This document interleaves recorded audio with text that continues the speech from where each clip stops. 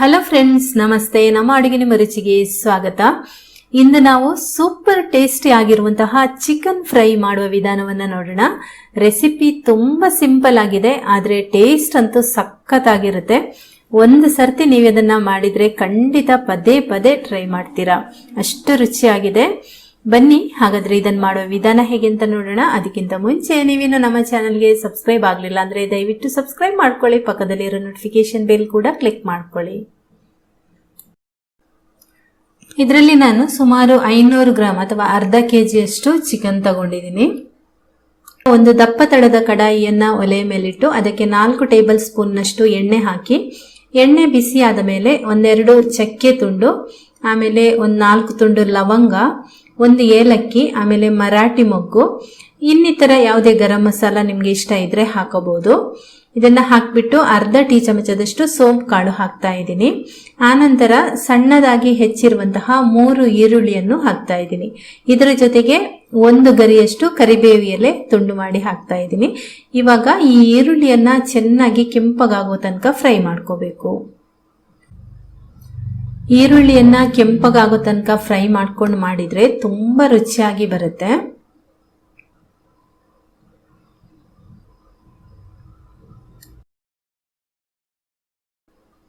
ಸುಮಾರು ಒಂದು 2-3 ನಿಮಿಷದ ನಂತರ ನೋಡಿ, ಈರುಳ್ಳಿ ಎಲ್ಲ ಚೆನ್ನಾಗಿ ಫ್ರೈ ಆಗಿದೆ. ಇಷ್ಟಾದ್ರೆ ಸಾಕು. ಈಗ ಇದಕ್ಕೆ ಚಿಕನ್ ಹಾಕ್ತಾ ಇದ್ದೀನಿ. ಸ್ವಲ್ಪ ನೀರಿನ ಪಸೆ ಇಲ್ಲದೆ ಇರೋ ತರ ಈ ರೀತಿ ಕೈಯಲ್ಲೇ ತೆಗೆದು ಹಾಕಿ ಚೆನ್ನಾಗಿ ಅದನ್ನ ಈಗ ಫ್ರೈ ಮಾಡ್ಕೋಬೇಕು. ಸುಮಾರು ಒಂದು 2-3 ನಿಮಿಷ ಇದನ್ನ ಫ್ರೈ ಮಾಡ್ಕೋಬೇಕು.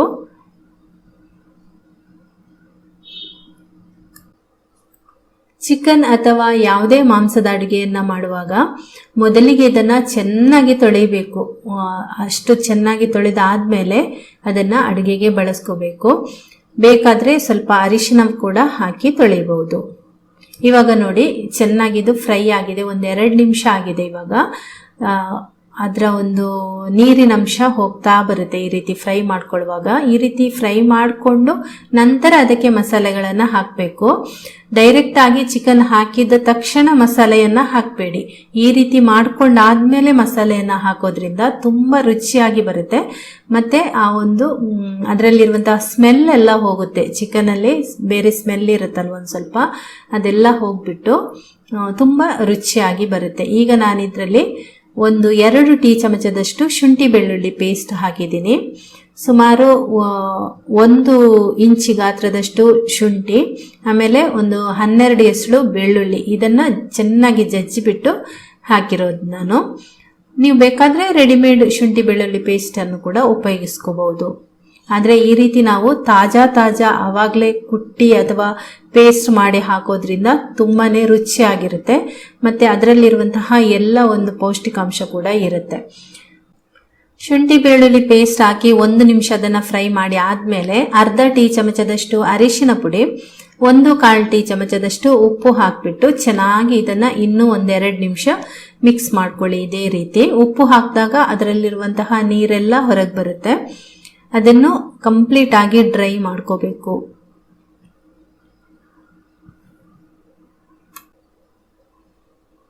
ಮೊದಲಿಗೆ ನಾವು ಗರಂ ಮಸಾಲ ಎಲ್ಲ ಹಾಕ್ಬಿಟ್ಟು ಈರುಳ್ಳಿ ಹಾಕಿ ಫ್ರೈ ಮಾಡ್ಕೊಂಡಿದೀವಿ. ಈರುಳ್ಳಿಯನ್ನ ತುಂಬಾ ಚೆನ್ನಾಗಿ ಕೆಂಪಾಗಿ ಫ್ರೈ ಮಾಡ್ಕೋಬೇಕು. ಆಮೇಲೆ ಚಿಕನ್ ಹಾಕ್ಬಿಟ್ಟು ಅದನ್ನು ಒಂದ್ ಸ್ವಲ್ಪ ಹೊತ್ತು ಫ್ರೈ ಮಾಡಿ ನಂತರ ಶುಂಠಿ ಬೆಳ್ಳುಳ್ಳಿ ಪೇಸ್ಟ್ ಹಾಕಿ ಆಮೇಲೆ 1 ನಿಮಿಷ ಫ್ರೈ ಮಾಡ್ಕೊಂಡಿದೀವಿ. ನಂತರ ಇದಕ್ಕೆ ಅರಿಶಿನ ಪುಡಿ, ಉಪ್ಪು ಹಾಕ್ಬಿಟ್ಟು ಫ್ರೈ ಮಾಡಿದಾಗ ಅದು ಚೆನ್ನಾಗಿ ನೀರು ಬಿಟ್ಕೊಂಡು ಬರುತ್ತೆ ಅದರಲ್ಲಿರುವಂಥದ್ದು. ಆ ನಂತರ ಕೂಡ 1-2 ನಿಮಿಷ ಅದನ್ನ ಚೆನ್ನಾಗಿ ಮಿಕ್ಸ್ ಮಾಡಿಬಿಟ್ಟು ಈ ರೀತಿ ಮುಚ್ಚಳ ಮುಚ್ಚಿಟ್ಟು ಸ್ವಲ್ಪ ಹೊತ್ತು ಅದರಲ್ಲೇ ಬೇಯಿಸ್ಕೊಳ್ಬೇಕು. ಆ ಎಣ್ಣೆಯಲ್ಲಿ ಅದು ಬೆಂದು ರೆಡಿ ಆಗುತ್ತೆ.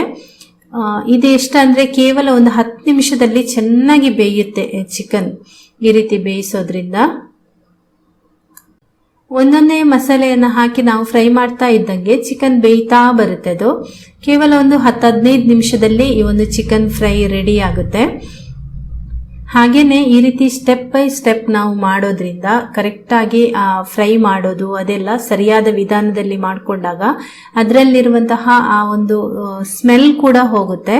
ಹಾಗೇನೆ ತುಂಬಾ ರುಚಿ ಕೂಡ ಆಗುತ್ತೆ. ಮಸಾಲೆ ಎಲ್ಲ ಚೆನ್ನಾಗಿ ಹೀರ್ಕೊಂಡು ತುಂಬಾ ಚೆನ್ನಾಗಿ ಬರುತ್ತೆ.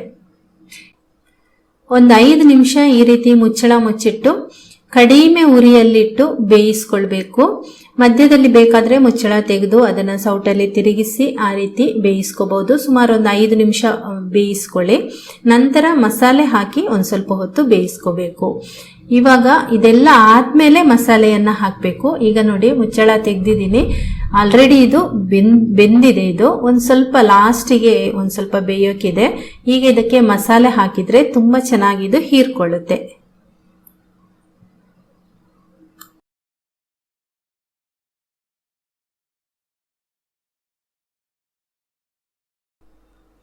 ಈಗ ಇದಕ್ಕೆ ನಾನು 1 ಟೀ ಚಮಚದಷ್ಟು ರೆಡ್ ಚಿಲ್ಲಿ ಪೌಡರ್ ಹಾಕ್ತಾ ಇದ್ದೀನಿ. ಖಾರಕ್ಕೆ ನಿಮ್ಗೆ ಎಷ್ಟು ಬೇಕೋ ಅಷ್ಟು ಹಾಕೊಳ್ಳಿ. ಇದು ತುಂಬಾ ಖಾರ ಇದೆ, ಹಾಗಾಗಿ 1 ಟೀ ಚಮಚದಷ್ಟು ಹಾಕಿದ್ದೀನಿ. 2 ಟೀ ಚಮಚದಷ್ಟು ಧನಿಯಾ ಪುಡಿ ಹಾಕ್ತಾ ಇದ್ದೀನಿ, ಅಂದ್ರೆ ಕೊತ್ತಂಬರಿ ಬೀಜದ ಪುಡಿ. ಅರ್ಧ ಟೀ ಚಮಚದಷ್ಟು ಜೀರಿಗೆ ಪುಡಿ ಹಾಕಿದ್ದೀನಿ. ಅರ್ಧ ಟೀ ಚಮಚದಷ್ಟು ಪೆಪ್ಪರ್ ಹಾಕಿದ್ದೀನಿ. ಆಯ್ತಾ, ಪೆಪ್ಪರ್ ಪೌಡರ್ ಹಾಕಿದ್ದೀನಿ. ಚೆನ್ನಾಗಿ ಆ ನಂತರ ಇದನ್ನ ಮಿಕ್ಸ್ ಮಾಡ್ಕೊಳ್ಳಿ. ಉಪ್ಪು ಎಲ್ಲ ಕರೆಕ್ಟ್ ಆಗಿದೆ ನಾವು ಹಾಕಿರೋದು. ಇದಕ್ಕೆ ಉಪ್ಪಿನ ರುಚಿ ನೋಡಿಕೊಂಡು ಉಪ್ಪು ನಿಮ್ಗೆ ಬೇಕಾದ್ರೆ ಹಾಕೊಳ್ಳಿ. ಚೆನ್ನಾಗಿ ಇದನ್ನ ಈಗ ಮಸಾಲೆ ಎಲ್ಲ ಹಾಕಿದ್ಮೇಲೆ ಚೆನ್ನಾಗಿ ಮಿಕ್ಸ್ ಮಾಡಿಬಿಟ್ಟು ನಂತರ ವಾಪಸ್ ಇದನ್ನ ಮುಚ್ಚಳ ಮುಚ್ಚಿ, ಆಲ್ರೆಡಿ ಇದು ಬೆಂದಾಗಿದೆ, ಇನ್ನೊಂದು 1/4 ಭಾಗದಷ್ಟು ಬೇಯಕ್ಕಿದೆ ಅಷ್ಟೇ.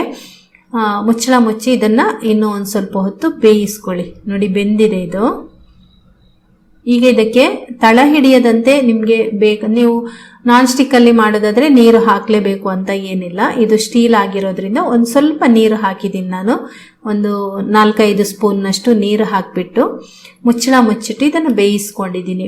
ಮಧ್ಯದಲ್ಲಿ ಒಂದ್ಸರ್ತಿ ಮುಚ್ಚಳ ತೆಗೆದು ಅದನ್ನ ಚೆನ್ನಾಗಿ ಸೌಟಲ್ಲಿ ತಿರುಗಿಸ್ಕೊಂಡು ವಾಪಸ್ ಬೇಯಿಸ್ಕೊಳ್ಳಿ.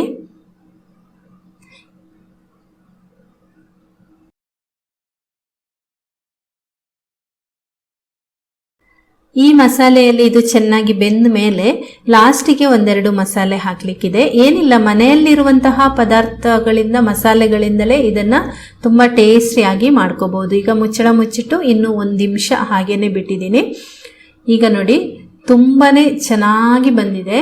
ಕೊನೆಯದಾಗಿ ಇದಕ್ಕೆ ನಾನು ಸ್ವಲ್ಪ ಕಸೂರಿ ಮೇಥಿ, 1 ಟೀ ಚಮಚದಷ್ಟು ಕಸೂರಿ ಮೇಥಿ, ಅರ್ಧ ಟೀ ಚಮಚದಷ್ಟು ಗರಂ ಮಸಾಲಾ ಪೌಡರ್ ಹಾಕಿ ಕೊತ್ತಂಬರಿ ಸೊಪ್ಪು ಹಾಕಿ ಚೆನ್ನಾಗಿ ಇದನ್ನ 1 ನಿಮಿಷ ಮಿಕ್ಸ್ ಮಾಡ್ಕೊಳ್ತೀನಿ.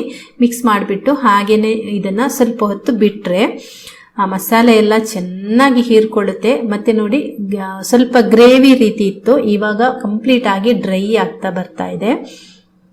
ತುಂಬಾ ಅಂದ್ರೆ ತುಂಬಾ ಟೇಸ್ಟಿ ಆಗಿತ್ತು. ಖಂಡಿತ ನೀವು ಕೂಡ ಇದೇ ರೀತಿ ಮಾಡ್ಕೊಳ್ಳಿ. ಇದನ್ನ ನೀವು ಅಕ್ಕಿ ರೊಟ್ಟಿ ಜೊತೆಗೆ ಅಥವಾ ಚಪಾತಿ ಜೊತೆಗೆ, ಅನ್ನದ ಜೊತೆಗೆ, ಯಾವುದ್ರ ಜೊತೆ ಕೂಡ ಇದು ತುಂಬಾನೇ ಸೂಟ್ ಆಗುತ್ತೆ. ಆಯ್ತಾ, ಖಂಡಿತ ನೀವು ಒಂದ್ಸರ್ತಿ ಮಾಡಿದ್ರೆ ಪದೇ ಪದೇ ಇದನ್ನ ಮಾಡೇ ಮಾಡ್ತೀರಿ. ಕೊನೆಯದಾಗಿ ಈಗ ಸ್ಟವ್ ಆಫ್ ಮಾಡಿದ್ದೀನಿ. ಸ್ಟವ್ ಆಫ್ ಮಾಡಿದ್ಮೇಲೆ ಅರ್ಧ ನಿಂಬೆ ಹಣ್ಣಿನ ರಸ ಇದಕ್ಕೆ ಹಾಕ್ತಾ ಇದ್ದೀನಿ. ತುಂಬಾ ದೊಡ್ಡದಾದ್ರೆ ಬೇಡ, ಒಂದು ಮೀಡಿಯಂ ಗಾತ್ರದ ನಿಂಬೆ ಹಣ್ಣಿನಲ್ಲಿ ಅರ್ಧ ನಿಂಬೆ ಹಣ್ಣಿನ ಅಷ್ಟು ಹಾಕೊಳ್ಳಿ ರಸ. ಅದರ ಬೀಜ ಎಲ್ಲ ನೋಡಿ ಈ ರೀತಿ ತೆಗೀರಿ, ಅದನ್ನ ಬೀಜ ಕಹಿ ಬರುತ್ತೆ. ನಿಂಬೆ ಹಣ್ಣಿನ ರಸ ಹಾಕಿದ್ಮೇಲೆ ಚೆನ್ನಾಗಿ ಮಿಕ್ಸ್ ಮಾಡ್ಕೊಂಡ್ರೆ ಚಿಕನ್ ಫ್ರೈ ರೆಡಿ ಆಗಿದೆ. ತುಂಬಾ ಅಂದ್ರೆ ತುಂಬಾ ಟೇಸ್ಟಿ ಆಗಿರುತ್ತೆ. ಖಂಡಿತ ಇದನ್ನ ನೀವು ಒಂದ್ಸರ್ತಿ ಟ್ರೈ ಮಾಡಿ. ಮತ್ತೆ ಯಾವುದೇ ಮಸಾಲೆಗಳು ಮನೆಯಲ್ಲಿ ಇಲ್ಲದಿರುವಂತದ್ದು ಯಾವುದೂ ಇಲ್ಲ. ತುಂಬಾ ಸಿಂಪಲ್ ಇಂಗ್ರೀಡಿಯೆಂಟ್ಸ್ ಹಾಕ್ಬಿಟ್ಟು ಮಾಡುವಂತಹ ಒಂದು ಚಿಕನ್ ಫ್ರೈ. ತುಂಬಾ ಮಸಾಲೆ ಎಲ್ಲ ಚೆನ್ನಾಗಿ ಹೀರ್ಕೊಳ್ಳುತ್ತೆ. ಕೇವಲ ಒಂದು 10 ನಿಮಿಷದಲ್ಲಿ ಅದು ಬೆಂದ್ಬಿಡುತ್ತೆ. ಅಷ್ಟು ಹೊತ್ತಿಗೆ ಆ ಮಸಾಲೆ ಎಲ್ಲ ಕೂಡ ಚೆನ್ನಾಗಿ ಹೀರ್ಕೊಂಡು ತುಂಬಾನೇ ಟೇಸ್ಟಿ ಆಗಿರುತ್ತೆ. ಓಕೆ ಫ್ರೆಂಡ್ಸ್, ಈ ಒಂದು ರೆಸಿಪಿ ನಿಮಗೆ ಇಷ್ಟ ಆಗಿದ್ರೆ ಒಂದು ಲೈಕ್ ಮಾಡಿ, ಶೇರ್ ಮಾಡಿ, ಕಮೆಂಟ್ ಮಾಡಿ. ಹಾಗೇನೆ ನಮ್ಮ ಚಾನಲ್ಗೆ ನೀವಿನ್ನೂ ಸಬ್ಸ್ಕ್ರೈಬ್ ಆಗಲಿಲ್ಲ ಅಂದ್ರೆ ದಯವಿಟ್ಟು ಸಬ್ಸ್ಕ್ರೈಬ್ ಮಾಡ್ಕೊಳ್ಳಿ. Thank you.